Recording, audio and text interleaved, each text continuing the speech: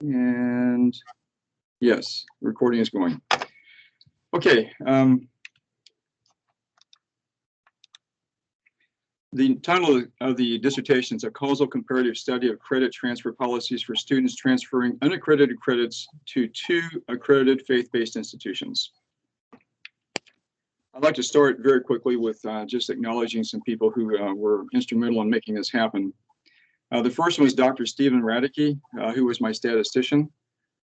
He led me through the statistics process and provided the software package and did the statistical analysis for me. And I really, really appreciated what he did. And actually, I learned a lot from him about how to do these kinds of studies and how to use the software. So that was a great learning experience for me.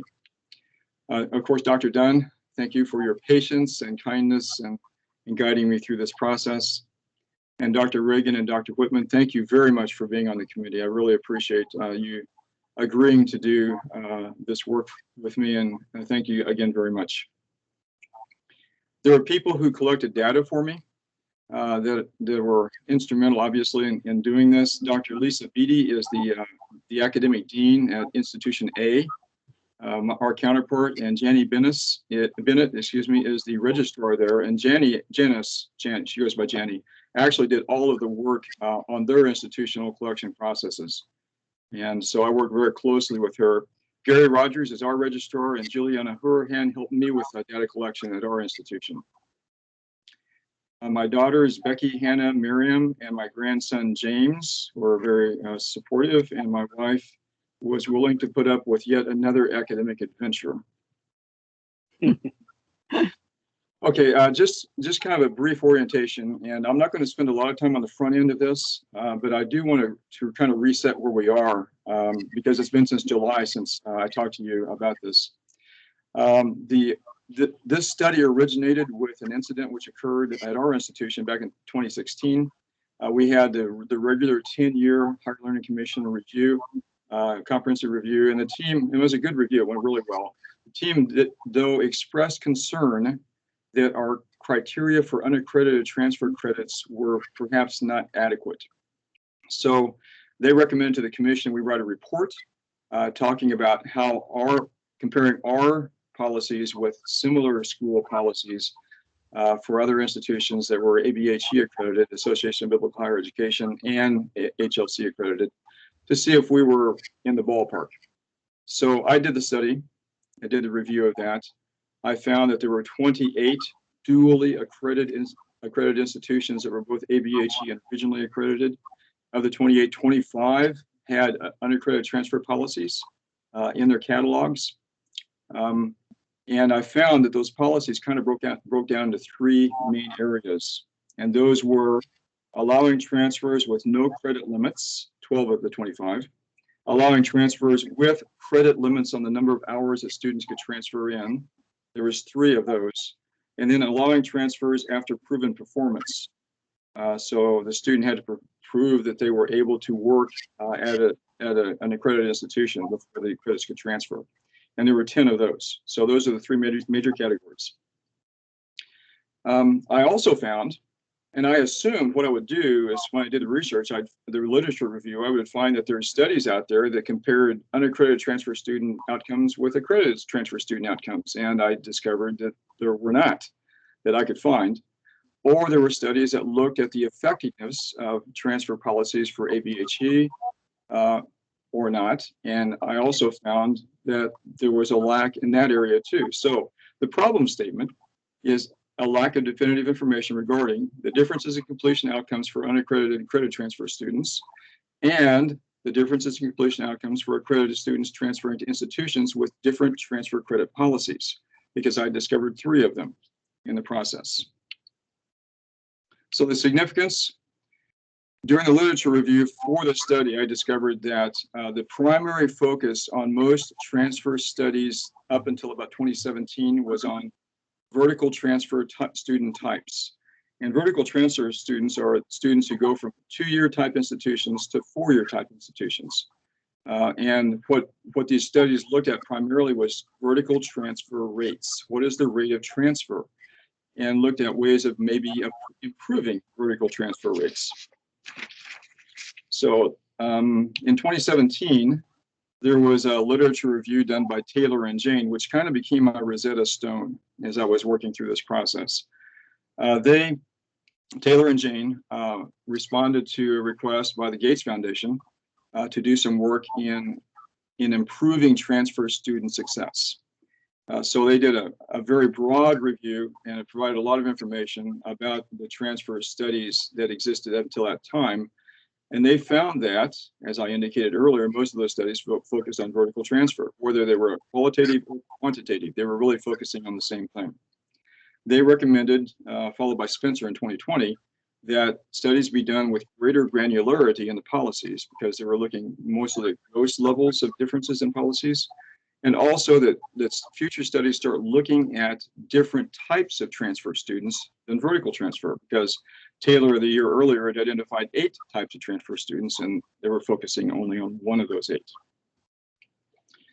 There is a lack of definitive research in faith-based accreditation transfer policies, and I found that when I did my initial research and validated that again during the literature review. And the study contributes to ABHC's understanding of transfer policies. They have published transfer policies that they put out in 1983 that they still use, but there's been no validation of those policies that I can find since they were published. So this study will contribute to their awareness of them, and I've communicated with them already, and they have the results of my study on a draft basis. So they are aware of what's going on here. And institutional understanding of policy blends, so that institutions may look at different elements of policies and figure out what might work best for them if they're involved in transferring unaccredited transfer students.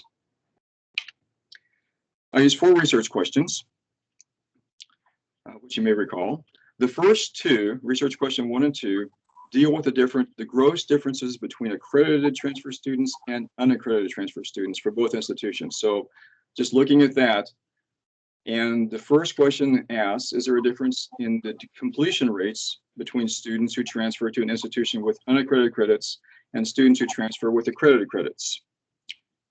Likewise, question 2 asks, is there a difference in the time to complete a 4-year degree between students who transfer to an institution with unaccredited credits and students who transfer with accredited credits? So those are, again, both gross level measurements with the overall means of those 2 types for both of the institutions. And I have some graphic, and you've seen the slides already, so I have some graphics which kind of describe the relationships between these a little bit later. Research question 3 shifts to the differences between the unaccredited student outcomes for A and unaccredited student outcomes for B, focusing on those only. So research question 3 asks, is there a difference in the completion rates between unaccredited transfer students who transfer to an institution employing transfer policy A and unaccredited transfer students who transfer to an institution employing transfer policy B? So the completion rates again, just like question 1. And then question 4 is a time to complete again, just like question 2. But this time it's looking at the unaccredited students for A and B. So is there a difference in the time to complete a 4-year degree between unaccredited transfer students who transfer to an institution employing transfer policy A and unaccredited transfer students who transfer to an institution employing transfer policy B? And just to note, transfer policy A is related to institution A and transfer policy B is related to institution B. The literature review, this is kind of a breakout of what I covered in the review itself, starting with theoretical foundation. The foundation is the human capital theory. This is a really quote from Thomas Sowell about the importance of the human capital theory and how it kind of relates to education. Thomas Sowell said, physical wealth is a product of human capital, the knowledge, skills, talents, and other qualities that exist inside the heads of people. So physical wealth comes from the knowledge that people have and then contributes to the growth of that wealth. And education contributes to the growth of that knowledge in terms of critical thinking, in terms of creativity, in terms of knowledge and being able to do things. So that is the theoretical foundation put forth by Theodore Schultz and Gary Becker, the University of Chicago School. And both of those guys received Nobel Prizes for their work in human capital theory. Transfer student capital addresses the kinds of skills necessary to go from a 2-year program to a 4-year program and survive and do well. Specifically, the Lennon and Starobin in 2010 wrote about the elements that a an underprivileged or a woman or a minority would need to have in order to navigate those transfer processes and deal with the changes associated with going to a four-year degree. And then at a much smaller scale, driving us down to the ultimate is the theory of articulation effectiveness, which is Roxanne Keith's model that I used as a foundation for this study. Roxanne Keith looked at articulation agreements and within the states regarding 2 to 4 year transitions, and if changes or differences in those agreements resulted in different outcomes for the students. And they looked at 3 outcomes: time to complete, completion rates, and the number of hours transferred. And they found in their study that they couldn't find a difference, but their model became the basis of what I did here. Related studies I looked at were student types and student outcomes, transfer policies and student outcomes. So I'm looking at student types and transfer policies to see what the differences are there and how previous studies have been done. Unaccredited institutions and student outcomes. And I'll just touch on one. I found that most of the unaccredited ones dealt with accredited institutions with unaccredited programs, not programmatically accredited, like a business school. So studies, for example, would look at the accredited business school graduates versus unaccredited business school graduates in terms of CPA pass rates to see which were higher. Those are the kinds of studies I found with a couple of exceptions. One of those was Brenda Brenneman in 1974 did a thesis, a master's thesis at Ball State University, where she looked at students coming from 2 two-year technical colleges and a group of 4-year institutions that were all unaccredited. And she looked at GPAs and completion rates, comparing those 3 elements or those 3 groups. But she didn't use statistical analysis. And she also did not look at native Ball State students or other transfer students to see any comparisons there. But she kind of did the same thing I did to an extent. Then Solarte in 2017 looked at 31 accredited and 31 unaccredited institutions at Columbia. He looked at graduation rates and employment rates and student attrition rates. And he found that graduation rates were higher for the unaccredited students, but there's no statistical difference in the others. And he used the same kind of methodology I used in this study. So that's the reason I included him in the literature review. Other than that, those are the things I found in the unaccredited area. Unaccredited transfer guidelines on the chart. I actually have a slide on that coming up, so I'm going to hold off on that.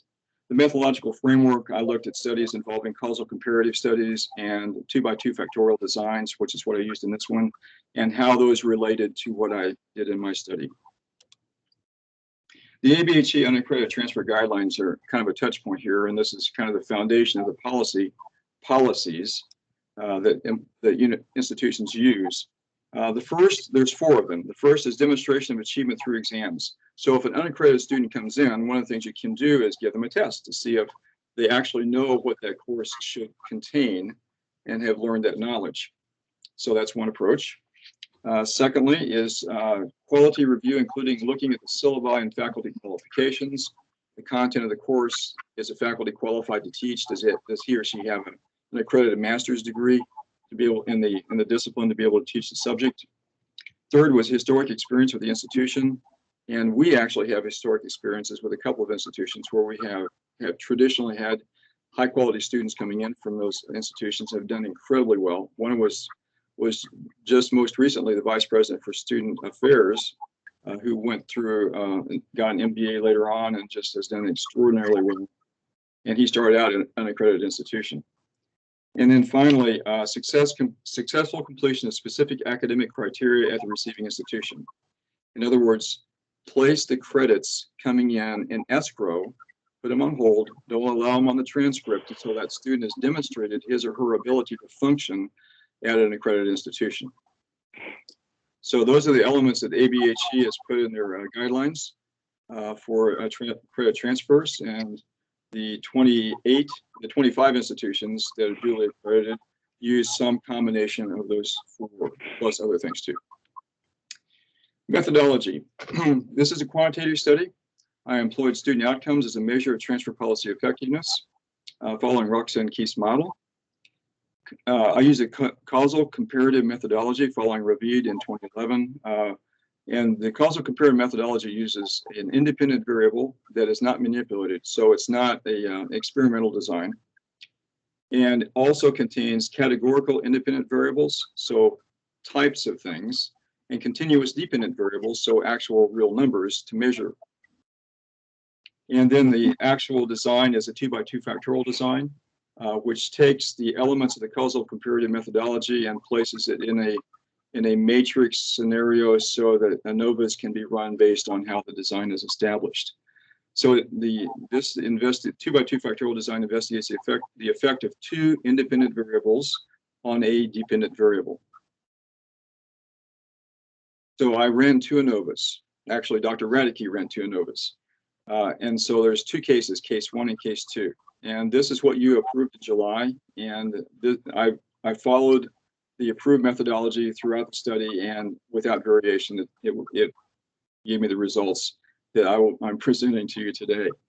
So the case 1 factorial design, or the case 1 ANOVA, addresses research questions 1 and 3. So there's independent variable, which is student type, and there's at 2 levels: accredited transfer students and unaccredited transfer students. And independent variable of transfer policy type, transfer policy A with institution A, and transfer policy B with institution B.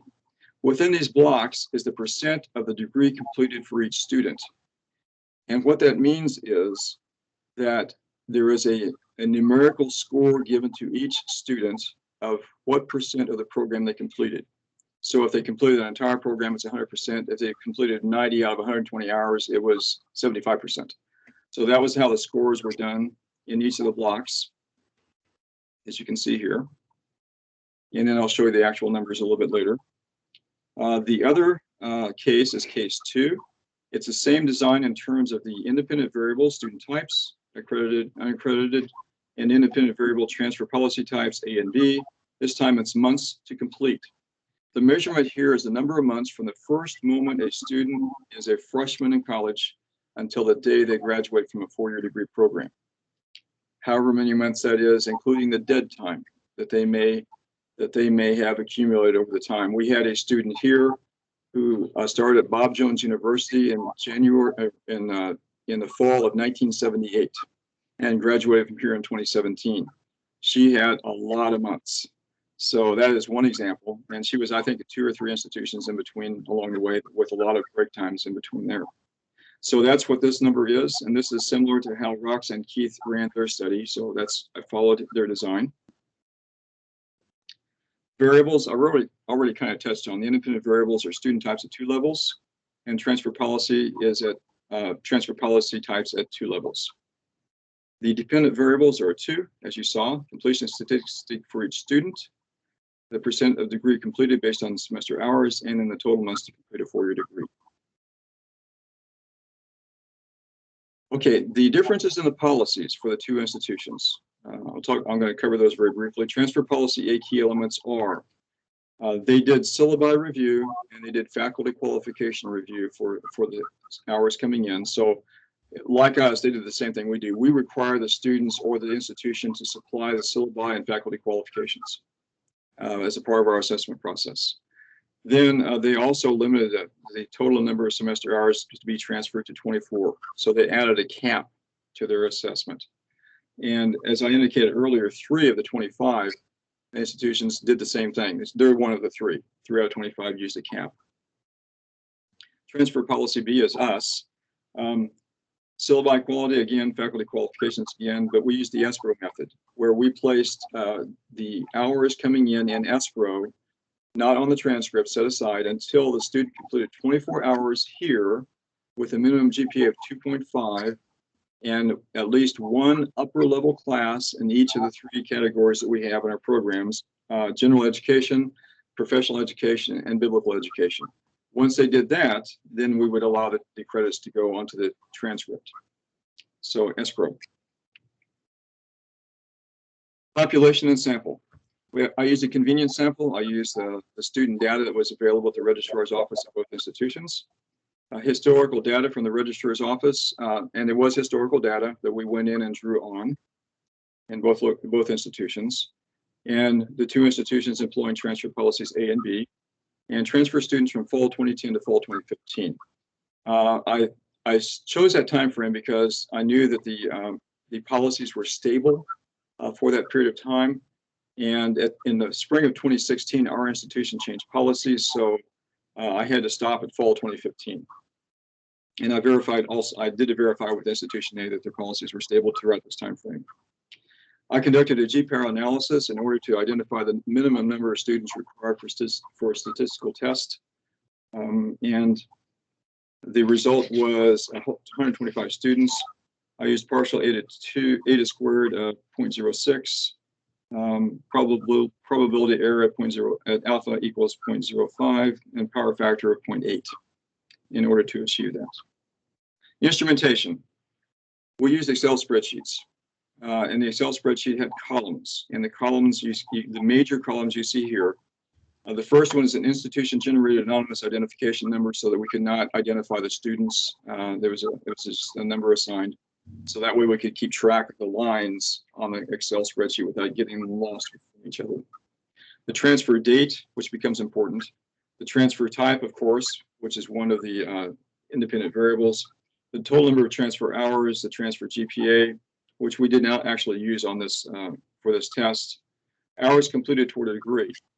This required us to look at each transcript. And both institutions had to do the same thing. So we had to look at the transcripts, not only the final transcript, but also the originating institution's transcript to identify the hours completed toward a degree so that we could compute the percent of degree completed right here. And also we collected the cumulative GPA and the months to complete.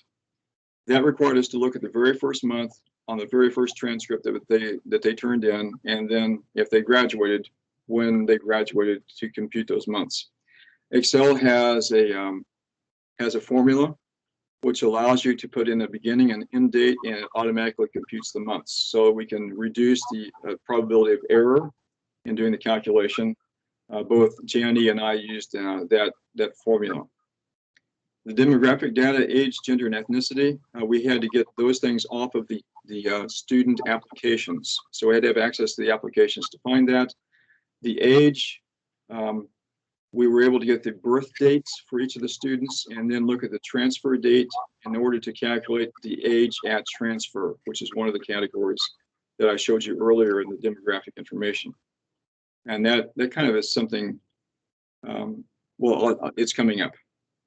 So those are the basic elements of the spreadsheet. Data analysis, we did employ a 2x2 factorial design using SAS 9.4.2. This is what Dr. Radeke used. Two ANOVAs, case 1 and case 2. Case 1 to answer research questions 1 and 3, and case 2 to answer research questions 2 and 4. Significance level for the test was alpha equals 0.05. And we determined the p-factor in order to determine if there were statistically significant differences in the outcomes for the mean and interaction effects. The result was a display of ANOVA tables and effect charts, which I replicated in the dissertation so that data is available for anyone to read. The sample size total was 414 students, and institution A total was 136. Institution B total was 278. Please note, unaccredited A is 9. So there's only a total of 9 unaccredited students for institution A. This becomes an issue later, or a factor for consideration later. The ages at transfer. Institution A age at transfer was 20.69. Institution B age at transfer is 27.74. These are the means. There's a 7-year difference in these. This also becomes a point of discussion a little bit later on. Okay, so this is case 1. Case 2, 222 students. This is a smaller number because this is the number that graduated, that completed a program. Because we're looking at time to complete for case 2, and so we had to look at the completed students to do that. There's 84 in institution A, 138 in institution B. The unaccredited A is 8. So they lost 1 student along the way. The average age at transfer in A is 20.39, and then B is 26.74. So there's still a difference here. It's 6 years as opposed to 7. But the institution B students are older. Let me talk about that for a second. Institution A is located in a city in Iowa, which is isolated by itself and has a population of 58,000 people. Institution B is located in a metropolitan area in the Midwest with a population of 2.1 million. So, and with at this point in time, a pretty active adult degree completion program. So we're seeing older students here coming in, and these are typical college age students coming in here. Okay, results. Case 1 outcomes for research questions 1 and 3. So we have the independent variable here, student type, independent variable here, which is a policy type, A and B. The means for the percent of completion is 79 for A, accredited A, and 88 for accredited B. So the unaccredited students scored higher in completions than the accredited students. Interesting.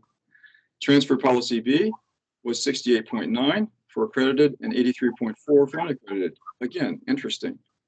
And the aggregate is 73.9 versus 86.2. Again, as you would imagine, this is also high. Research question 1 addresses the difference between these two numbers right here. Is there a difference? Unaccredited transfer students is 86, this is 73, this is higher, and it's at the P equals 0.0388 level, so it's statistically significantly higher. I was surprised at this. Research question 3 addresses the difference between these two numbers, 88 and 83. Again, this is 9, it's a small number, but these are fairly close together, and the significance is at, the p-value is 0.6279, so this is pretty high. So this is not statistically significant, which is probably accurate in terms of statistics. So that's case 1 outcome. The case 2 outcome, these are the months to complete. For A at 62 and 60, the unaccredited students completed faster by a couple of years. And B is 125 and 103. The unaccredited students completed faster by about 22 years. I'm sorry, 22 months. These are months, I apologize. So these are months here and months here. So about 22 months faster. The answer to research question 2 is the difference between these numbers. Unaccredited students in the aggregate completed faster than accredited students. However, the difference is a 0.4510 for p-value, which is not statistically significant. The answer to research question 4 is between these numbers. This is 60, this is 103 months, this is an 8, this is a 38, and this is a p-value of 0.14, which says it's not statistically significant. But I look at this number and go, it's got to be. So I called Dr. Radke and said, so I have this issue. And he said, yes, and that number is low. It is a type 3 ANOVA. It smooths for those numbers, the low numbers like that. However, this is so low that it's caused this to occur as statistically not significant because it's a safe outcome. So I ran this number, which is 62 against 103.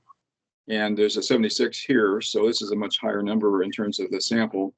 And this is a p-value of 0.0067, which is statistically significant. So if this were a higher number, we'd probably have a different outcome, but it's not, and we don't. And these are the numbers I have.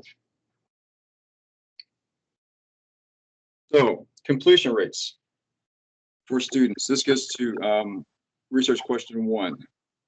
Accredited students demonstrate higher levels of program completion to a statistically significant level. Again, this was a surprise to me. I thought going in that there probably would not be a difference, but the unaccredited students did better, and they did statistically better than their accredited counterparts for both institutions. The study results contribute to the lack of information regarding unaccredited transfer student program completion levels, and also it contributes to the idea that unaccredited transfer students may be another transfer student type. in addition to the 8 that Taylor identified earlier in her review. Research question 2, time to complete. Unaccredited students completed faster than their counterparts at both institutions, but not significantly faster. Again, I thought going in that probably there would be not a statistically significant difference, but I didn't think that we would have unaccredited students performing better than their accredited counterparts, but that's what this data shows. The study results contribute to the lack of information regarding accredited transfer student completion times, and also, again, to the possibility that unaccredited transfer students is a transfer student type that could be addressed in the future, especially for faith-based institutions. Completion rates and transfer policies. So this is research question 3. No statistically significant difference for unaccredited student program completion rates based on transfer policy. Again, the unaccredited students did better, but not statistically so. The results contribute to a lack of information regarding the effectiveness of transfer credit policies and program completion percentages. And finally, time to complete and transfer policies. There was not a statistically significant difference between the numbers presented on the chart. However, the small sample size for institution A may have affected the statistical test. The study results also contribute to a lack of information regarding the effectiveness of credit transfer policies and program completion time. And again, the possibility that unaccredited transfer students is a transfer student type that should be looked at in the future.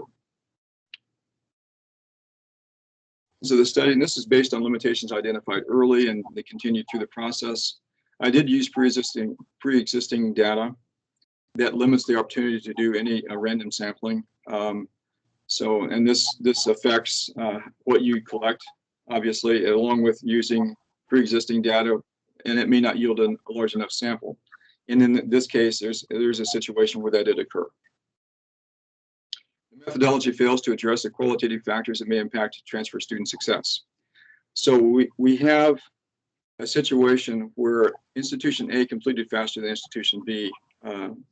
There's a large difference in numbers there. Part of it is, I think, is probably due to age of the transfer students. And this is conjecture because I didn't do any tests or analysis in this area. But those students are older. They come in later in time. That probably affects the number of months. And I did not address anything like institutional culture, support structures for transfer students for success, any factors along those lines which may have affected the outcome. Finite time frame that may limit student completion data. I looked at a specific time frame. So it's possible that students did not complete after fall of 2010. I'm sorry, fall of 2015. So from 2015 until 2020, it's likely that most of them did. However, actually, when I was doing the data collection, I saw a couple that didn't, that were still enrolled at the time I was doing the collection. So that is a limitation. The design does not employ the third dependent variable in Roxanne-Keith's model, which is the number of hours transferred, because the institution A policy kind of obviated that because of the credit limits that they placed on the number of hours that could come in.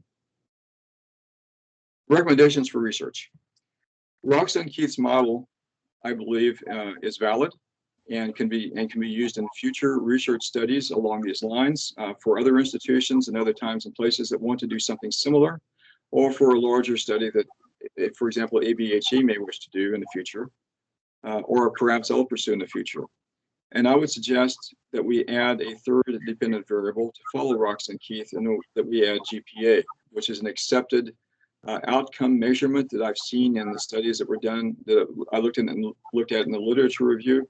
And I think that would add a dimension that's lacking in the current study. I mentioned earlier I did not look at institutional culture. I suggest that in the future there be possibility for a mixed method research, which would look at the qualitative aspects of institutional culture matched with a quantitative aspect for looking at student outcomes in a measurable way. The scope of the research. Possibly in the future, research should include all 3 ABH-related policy types.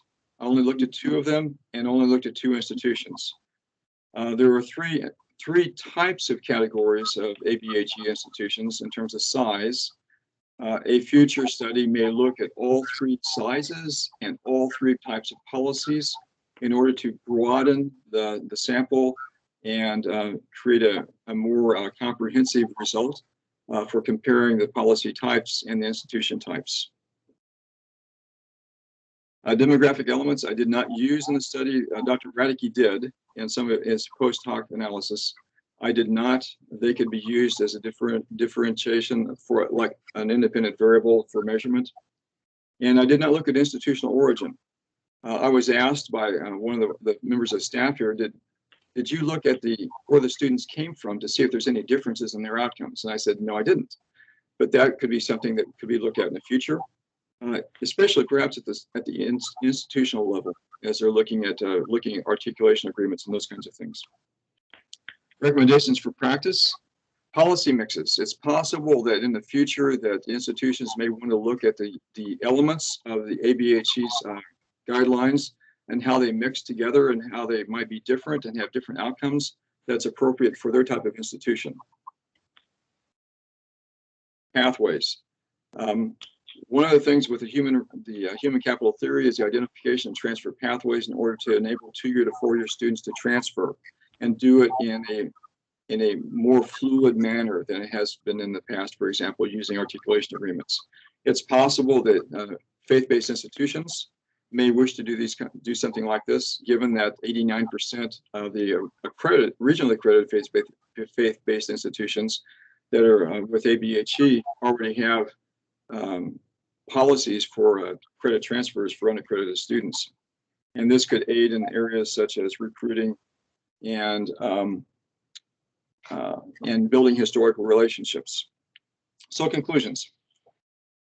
And regarding transfer policy effectiveness, the unaccredited transfer students performed as well or better than accredited counterparts for this data set.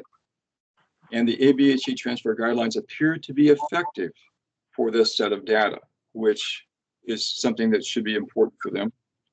In unaccredited transfer student success, students employing unaccredited to accredited transfer pathways succeeded in the case of these students to a degree higher than their accredited counterparts. And the findings were not consistent with the accreditation team that visited us and the basic underlying assumptions they exhibited in their write-up of our outcomes or our policies. And I think that this may help address those perceptions that may continue to exist in both faith-based and non-faith-based institutions.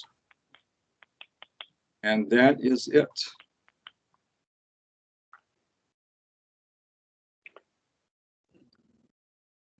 Okay.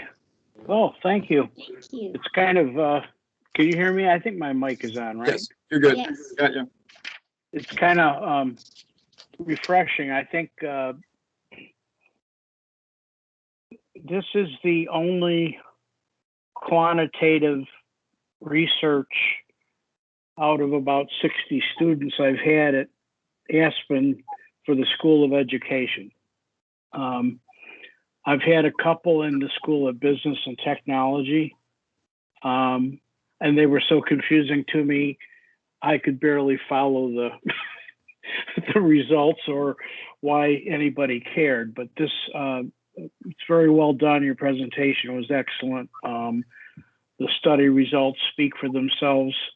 But let me ask Dr. Reagan, do you have comments or questions? Yes. Oh, yes. First of all, Teddy, I thought you did an absolutely wonderful job. You have great oral presentational skills.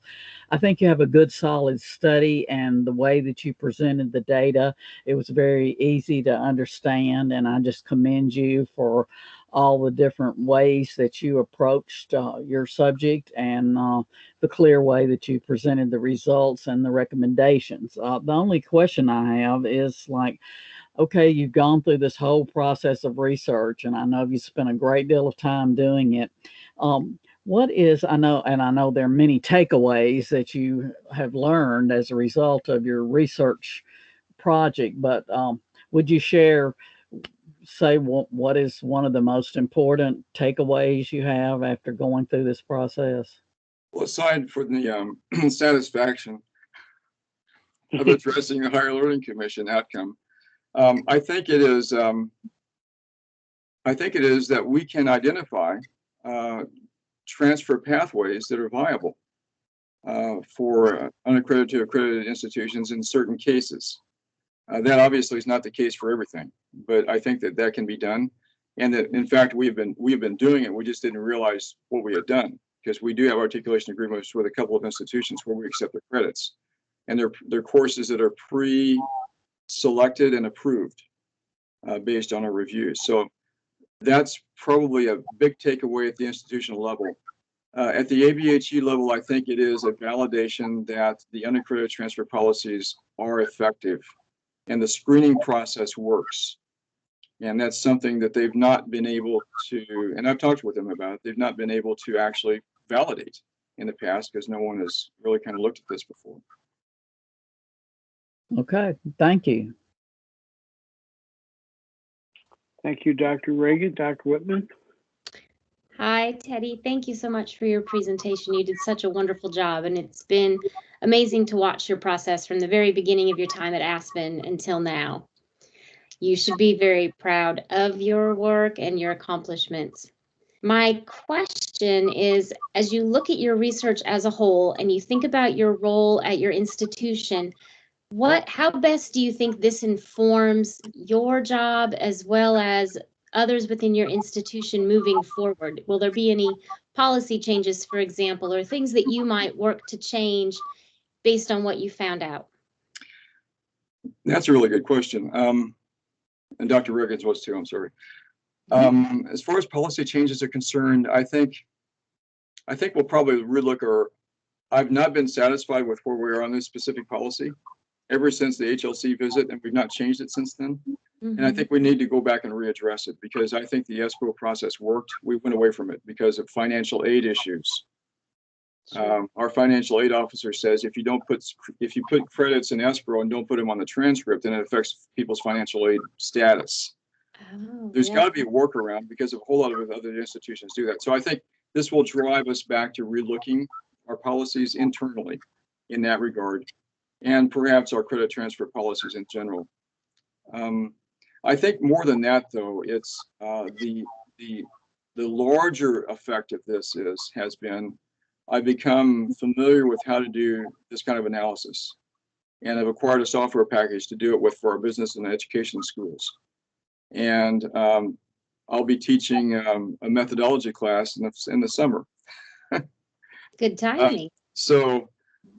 At the master's level for the education department. So I think, and everyone here is kind of afraid of statistics. You know, they all want to do qualitative stuff. No one wants to do quantitative stuff. I think I'm going to try to drive them at least in the quantitative direction a little bit. So at the educational level, I think this is kind of, hopefully will expand our horizons just a little bit, at least at the graduate school level. Sure. Anytime you can break down the barriers to quantitative research and statistics, the better, because I would agree. A lot of people hear that and they're like, oh, no, not for me. Thank you. That's all I have. Thank you. And it's gotten so much easier to do statistical analysis because the tools exist now where you're not actually using formulas that you have to create. They exist, a lot of them. You just have to know where to go looking for them. Yes. Then, go ahead. If I can interject, the biggest issue I had in the entire process was formatting the data so it could be loaded into SAS the right way. And that was the most time-consuming aspect of it. And once you kind of figure that out, it's like, oh, yeah. I'm sorry. No, that's, even when we work with qualitative and I try to get students to use automated analysis tools, they balk because it looks like it's too hard to move the data from a narrative interview to a tool that helps them track the data and actually make some decisions and give them ideas to make their analysis more deeper and more thoughtful. I would have jumped at an opportunity back when I got mine, but that was back in the dark ages, and we were still trying to figure out how to make an axe sharp. But it occurs to me, having quite a bit of personal experience with faith-based education. We're just talking here about students who have gone from either an unaccredited or an accredited institution to a higher education institution. Right.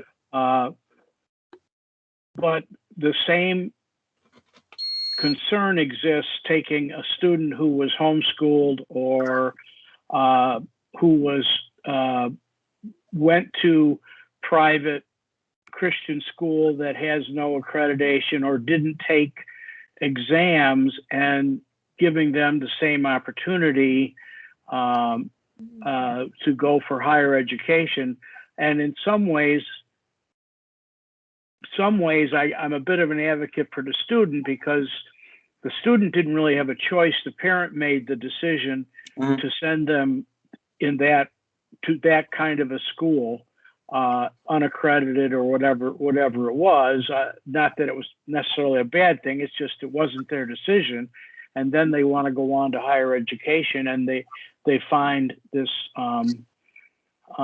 barrier before them because they don't have the same. They can't be compared adequately with other students who've gone through the testing and all the other stuff. So I think there's also an issue of unaccredited entrance to higher level that would be interesting to track. That's a really good point. We have homeschool students who are taking college classes that are in high school. So they're really kind of dual credit, but they're sitting in our classes. Most of them do really well. But then you have the ones that don't, and when they don't, it's pretty dramatic, and parents get involved, and it's not a good day. Right. But yeah, I think you're exactly right. That's a really good point. Well, we have that at Aspen. Since you're basically an alumni there, we have students who think they should have to do nothing and still get a credit and still graduate with a bachelor's degree. Yeah. Which is no different than the one or two, but they're in the onesie twosies too. They're not the majority of our students who really want to learn. Maybe they haven't learned how to do things self-paced, and maybe they don't have the discipline, and we work harder with them. But the disasters are always, there's way fewer of them, and they always dictate the success of the majority, unfortunately. So I was just thinking about it, and all the times I've read all your work, and it never really occurred to me that this would be an interesting study for unaccredited high school students that enter school, and a mirror of your study after 4 years. What's their completion rate, and what was their grade point, and some of those kinds of things. I think we find that some of our fears about accepting unaccredited students, whether it be at higher education or from into higher education, are not well founded at all. Good point. Well, I appreciate it. I don't think do we have? I don't think we have any concerns at all about the work you've done and the hard work you've done. You and I have a few things to finish up to get your final documents to the dean. And I've got to sign a couple of documents. I think you sent me one already, or you will be. So I'll send you an email. But congratulations. I don't see any reason why you wouldn't be passing you your defense for your dissertation, and I will follow up with an email. But unless I hear anything different, I think you're good to go, sir. Well, thank you. Absolutely, and congratulations. Yes, it's a yes from me. Yes, it's a yes for me as well. Congratulations. Thank you very much. You're welcome. A quick question. What do you want me to send you the link for the video? Send me, if you can, an MP4 or something that could be opened Okay. so that it can be filed. Okay. Yeah, I'll download it. The issue is if I can get it to you. I'm not sure about the size, but we'll figure that out. Yeah, well, I'm going to need your final dissertation. Once again, I know I have it, but in case you made any changes, and then that, and then I need to sign that form. Okay. Then I send that off to the dean. Okay. Okay. Got it. All right. Thanks, everyone. Thank you. Thank you Yes, very have a much. good night. Please, Bye-bye. stay, Dr. Whitman, stay Bye. warm. Yes, I will try. Thank you. Okay. All I'm right. stopping recording now. Bye-bye. Bye Good bye. night. Bye.